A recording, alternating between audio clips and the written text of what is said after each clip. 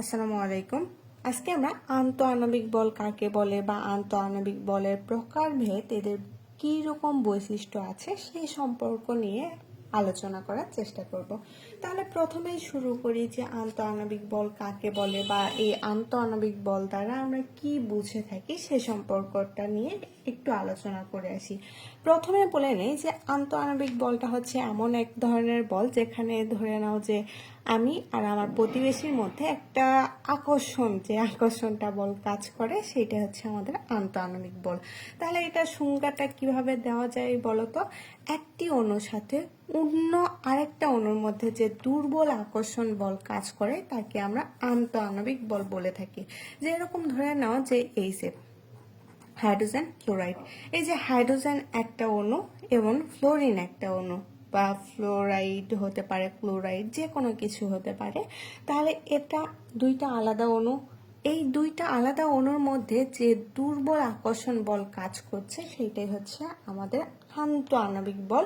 তাহলে এটা সংজ্ঞাটা আরেকবার দেখে নাও যে একটি অণু থাকবে এবং অপর আরেকটা অণু চলে আসার পরে এদের মধ্যে যে সামান্যতম আকর্ষণ বা দুর্বলতম যে আকর্ষণ বলটা কাজ করবে সেইটাই আমাদের আন্তঃআণবিক আকর্ষণ বল। এখন চলো যে এই যে আন্তঃআণবিক আকর্ষণ বল, এটা পদার্থের ভৌত ধর্ম, যেমন ধরে নাও যে গলনাঙ্ক, স্ফুটনাঙ্ক, সান্দ্রতা, দ্রবণীয়তা এবং প্রকৃতির উপর প্রভাব ফেলে। তাহলে এটা কিসের উপর প্রভাব ফেলে? আমাদের বিভিন্ন ধরনের ভৌত ধর্ম থাকে, যেরকম গলনাঙ্ক হতে পারে, স্ফুটনাঙ্ক বা সান্দ্রতা, দ্রবণীয়তা, এগুলোর উপরে প্রভাব ফেলে।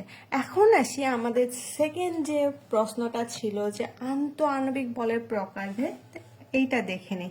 আন্তঃআণবিক বল মূলত আমাদের 4 প্রকার হয়ে থাকে। নিচে আমাদের 4 প্রকারগুলো আলোচনা করা হলো। তাহলে প্রথমটা কি বলতো? আন্তঃআণবিক বলের বৈশিষ্ট্য জায়গাতে বা প্রকারভেদের জায়গাতে এসে আমাদের 4 প্রকারের মধ্যে প্রথমটা হচ্ছে হাইড্রোজেন বন্ধন, দ্বিতীয়টা ডাইপোল ডাইপোল আকর্ষণ, তৃতীয়টা লন্ডন ডিসপারশন বল এবং 4 নম্বর যে প্রকারভেদটা রয়েছে সেটা হচ্ছে আয়ন ডাইপোল বন্ধন।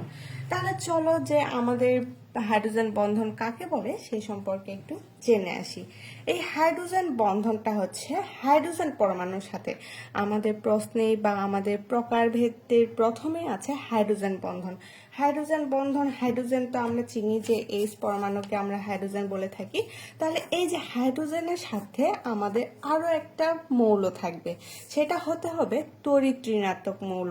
এই যে আমাদের হাইড্রোজেন যেটা আছে সেটা অবশ্যই আমরা জানি যে তড়িৎ ধনাত্মক মৌল। এই তড়িৎ ধনাত্মক মৌলের সাথে যে কোনো একটা তড়িৎ ঋণাত্মক মৌল বা আমাদের হতে পারে উচ্চ তড়িৎ ঋণাত্মক পরমাণু, যেরকম এর মধ্যে পড়ে নাইট্রোজেন, অক্সিজেন, ফ্লোরিন, ক্লোরিন, এই ধরনের যেসব উচ্চ তড়িৎ ঋণাত্মক পরমাণু আছে তাদের সাথে যে বন্ধনযুক্ত অণুর মধ্যে সৃষ্ট বিশেষ শক্তিশালী ডাইপোল ডাইপোল আকর্ষণকে আমরা বলে থাকি হাইড্রোজেন বন্ধন। যেই রকম ধরে নাও যে আমাদের হাইড্রোজেন বন্ধন, এখানে হাইড্রোজেন তড়িৎ ধনাত্মক পরমাণু, এর সাথে নিয়ে আসলাম তড়িৎ ঋণাত্মক পরমাণু ক্লোরিন। তাহলে এরা একে অপরের মধ্যে একটা আকর্ষণ বল কাজ করবে না? এই যে যে আকর্ষণ বলটা কাজ করবে সেটাই হচ্ছে আমাদের হাইড্রোজেন বন্ধন। তাহলে হাইড্রোজেন বন্ধনের মধ্যে যে আকর্ষণটা, এটা আছে আমরা বলতে পারি এক কথায় বেস্ট ফ্রেন্ডশিপ। তাদের মধ্যে এই যে আমাদের হাইড্রোজেন পরমাণুর সাথে অন্য যে কোনো তড়িৎ ঋণাত্মক মৌলের যে একটা তীব্র আকর্ষণ তৈরি হয়, যেটাকে আমরা বলে থাকি হাইড্রোজেন বন্ধন। এখন আসি আমাদের দ্বিতীয় যে প্রকারভেদটা, ডাইপোল ডাইপোল আকর্ষণ। এখানে ডাইপোল ডাইপোল আকর্ষণ বলতে আমরা কি বুঝি বলতো? যে পোলার অণুগুলো আংশিক ধনাত্মক এবং আংশিক ঋণাত্মক প্রান্তের মধ্যে ক্রিয়াশীল যে আকর্ষণ বলটা, সেইটাকে আমরা বলি ডাইপোল ডাইপোল আকর্ষণ। এটা অনেকটা হাইড্রোজেন বন্ধনের মতোই, শুধুমাত্র ওখানে আমাদের কি ছিল? ওখানে হাইড্রোজেন, যে কোনো পরমাণুর সাথে আমাদের হাইড্রোজেন যুক্ত থাকতে হবে, কিন্তু এখানে যেটা আমরা পেয়েছি সেটা হচ্ছে হাইড্রোজেন থাকুক বা না থাকুক, যে কোনো পোলার অণুর সাথে আমাদের আরেকটা আংশিক ধনাত্মকের সাথে আংশিক ঋণাত্মক প্রান্ত যুক্ত হতে হবে। এই যে আমাদের HCl এর উদাহরণ হিসাবে এখানে দেওয়া যায় যে একটা পোলার অণু একটা ধনাত্মক প্রান্তের সাথে আর একটা ঋণাত্মক প্রান্ত আকর্ষণ করবে। এই যে আমাদের চুম্বক দেখা যায় না, আমরা ছোটবেলাতে চুম্বক নিয়ে খেলা করতাম, তাহলে চুম্বকের একটা উত্তর মেরু থাকে, একটা দক্ষিণ মেরু থাকে। যখন কাছাকাছি আনা হয় তখন এরা স্থায়ীভাবে একে অপরকে কাছে টানার একটা তীব্র আকর্ষণ কাজ করে, সেইটাই হচ্ছে আমাদের ডাইপোল ডাইপোল আকর্ষণ। ডাইপোল বলতে মূলত কি বোঝাচ্ছে, যে ধনাত্মক প্রান্ত যখন আমাদের ঋণাত্মক প্রান্তের কাছাকাছি অবস্থান করে তখন তাদের মধ্যে যে আকর্ষণটা, সেইটাই আমাদের ডাইপোল ডাইপোল আকর্ষণ।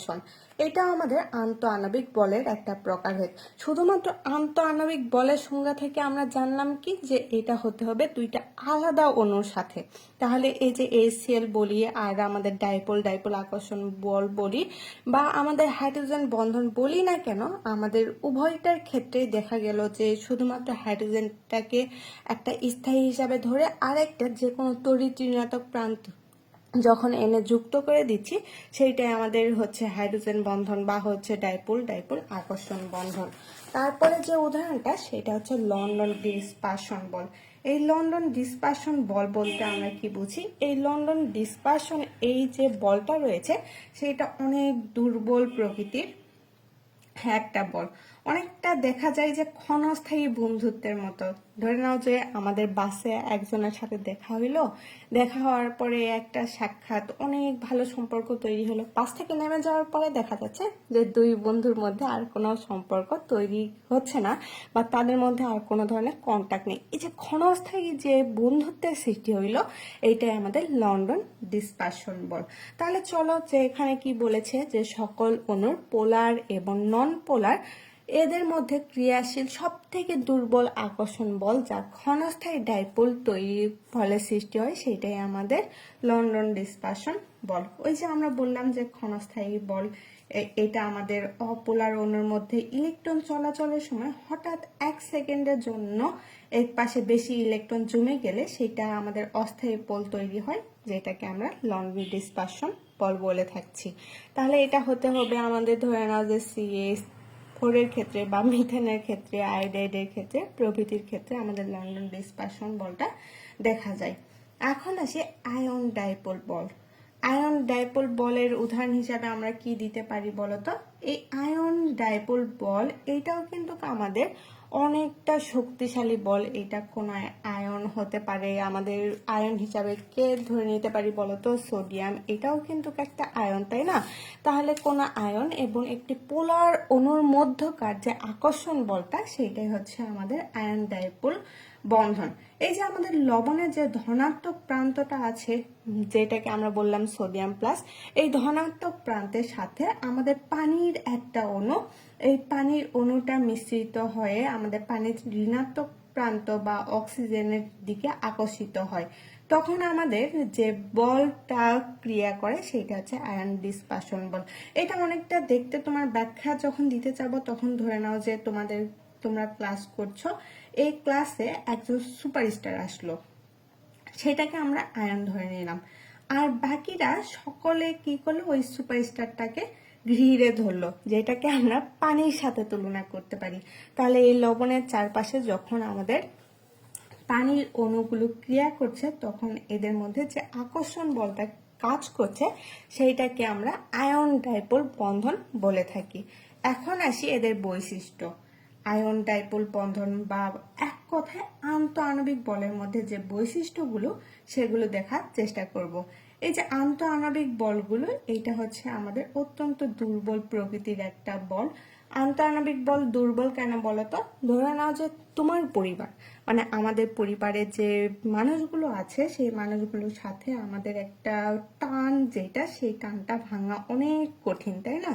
কিন্তু এটা যদি হতে হয় প্রতিবেশী কেউ, ধরে নাও যে তোমার পার্শ্ববর্তী মানুষ, এই পার্শ্ববর্তী মানুষের সাথে আমাদের ফ্যামিলির যে সম্পর্কটা, সেইটা ভাঙাটা অতি সহজ। তাহলে এটাকে আমরা কি বলতে পারি, যে এই যে আমাদের আন্তঃআণবিক যে বলটা রয়েছে, এই বলটা হচ্ছে আমাদের ফ্যামিলির সাথে প্রতিবেশীর একটা সম্পর্ক। এই সম্পর্কটা অবশ্যই দুর্বল প্রকৃতির হয়। এই জন্য বলতে পারি যে এই বলটা বা আন্তঃআণবিক বলটা অত্যন্ত দুর্বল প্রকৃতির বল বা অপেক্ষাকৃত দুর্বল বল। তারপরে যে পয়েন্টটা রয়েছে, সেটা হচ্ছে পদার্থের অবস্থা ও ভৌত ধর্ম নির্ধারণে এটি গুরুত্বপূর্ণ ভূমিকা পালন করে। এটা কি রকম ভাবে বলতো?